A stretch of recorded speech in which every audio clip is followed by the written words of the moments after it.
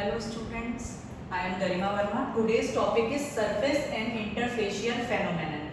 Surface and interfacial phenomenon. First we have to understand that what is surface and what is interface in terms of our physical pharmaceutics. तो first we understand interface. Interface को समझने के लिए पहले आप समझिए this is beaker. Beaker में सबसे नीचे है सॉलिड पार्टिकल्स, देन उसके ऊपर है वाटर, देन उसके ऊपर है oil.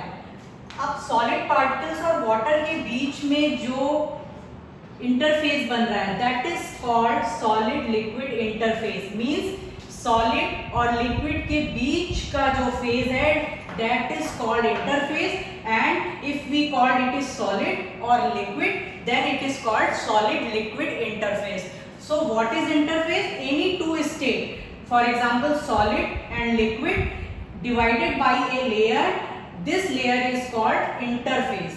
For example, next is this is oil and this is water.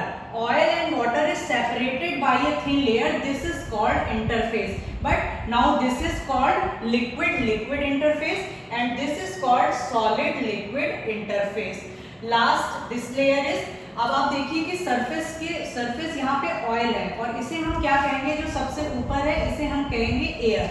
तो एयर और ऑयल यानी this is called gas, this is called liquid. तो दिस इंटरफेस इज कॉल्ड, इस इंटरफेस को हम कहेंगे लिक्विड गैस इंटरफेस. तो इंटरफेस को हम कैसे समझ सकते हैं? इंटरफेस को हम समझ सकते हैं कि any two phases, if solid liquid और लिक्विड और लिक्विड गैस, उन दोनों के बीच का जो लेयर होता है दैट इज कॉल्ड इंटरफेस.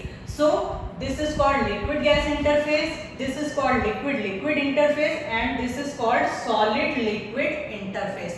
अगर ये इंटरफेस है मतलब अगर दो स्टेट है और दोनों स्टेट के बीच की लेयर को हम इंटरफेस कह रहे हैं, तो हम सरफेस किसे कहेंगे? सरफेस हम कहेंगे जब कोई भी, चाहे वो सॉलिड पार्टिकल्स हमने रख दिया है, मान लीजिए हमने स्लैब पे सॉलिड पार्टिकल्स रख दिया है, अब वो किसके कांटेक्ट में है? एयर के कांटेक्ट में है. यानी कि अब एयर क्या है? वी कांट सी एयर, तो this layer is called surface. For example, another example is liquid. When liquid is placed in the beaker then this is air.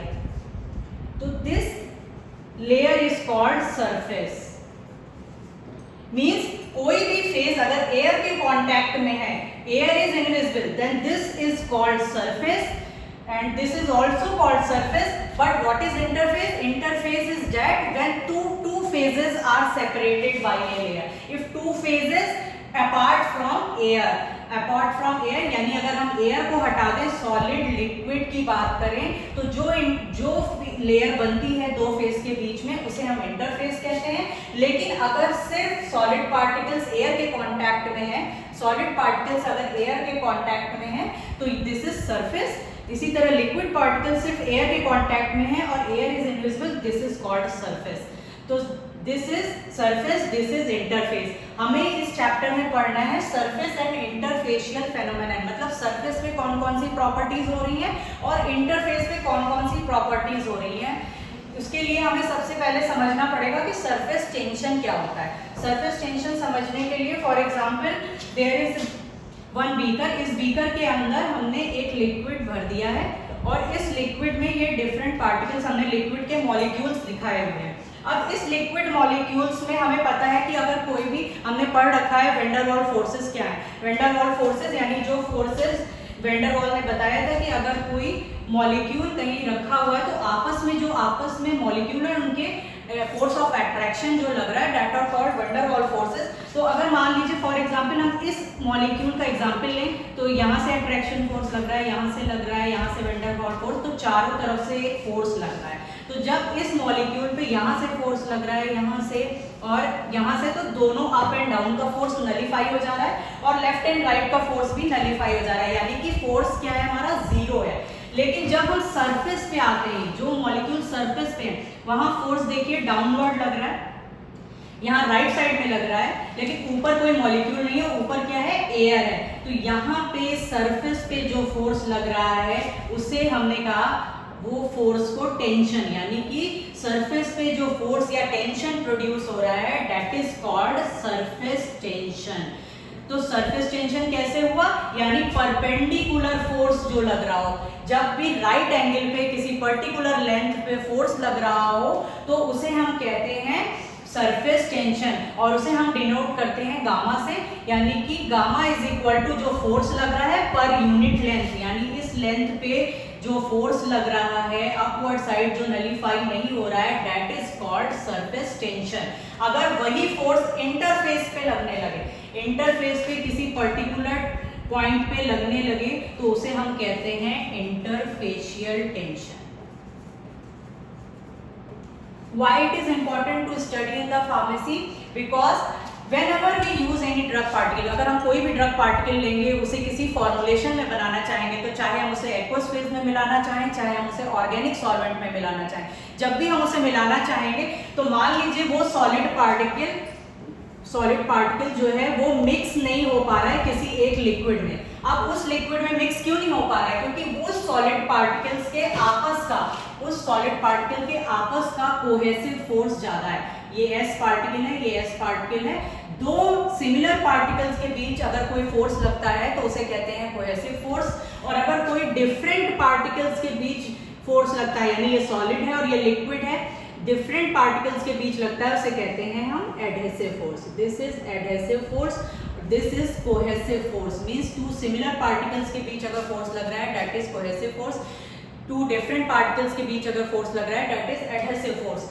तो सरफेस, जब भी हम कोई ड्रग मॉलिक्यूल लेंगे और उसे हम मिलाना चाहेंगे किसी लिक्विड में, और अगर वो डिसॉल्व नहीं हो रहा है, क्योंकि बहुत सारी फॉर्मुलेशंस में आपने देखा होगा कि जब भी हम फॉर्मुलेशन को मिलाते हैं तो फॉर्मुलेशन को बनाते हैं तो ड्रग पार्टिकल्स को जब भी हम मिक्स करने लगते हैं तो वो मिक्स नहीं हो रहा था। क्यों नहीं हो रहा होता है, क्योंकि ये आपस में कोहेसिव फोर्स, यानी पार्टिकल आपस का कोहेसिव फोर्स ज्यादा होता है और सॉलिड लिक्विड के बीच का जो फोर्स लग रहा है वो एडहेसिव फोर्स कम हो जाता है। जब कोहेसिव फोर्स ज्यादा होगा तो सॉलिड पार्टिकल लिक्विड से मिक्स नहीं हो पाएगा, और जब एडहेसिव फोर्स ज्यादा होगा तभी वो मिक्स हो पाएगा। अब इसको दूर करने के बीच में ये जो फोर्स लग रहा है इसे हम सरफेस टेंशन से डिस्क्राइब करते हैं, जो हमने बताया कि यानी कि उन दो मॉलिक्यूल्स के बीच एक टेंशन लग रहा है जिसे हमें रिड्यूस करना है उसे मिक्स करने के लिए। तो सरफेस टेंशन पढ़ना क्यों इंपॉर्टेंट है? सरफेस टेंशन पढ़ना इसलिए इंपॉर्टेंट है कि किसी भी फॉर्मुलेशन में आप जब कभी भी कोई फॉर्मुलेशन बनाएंगे,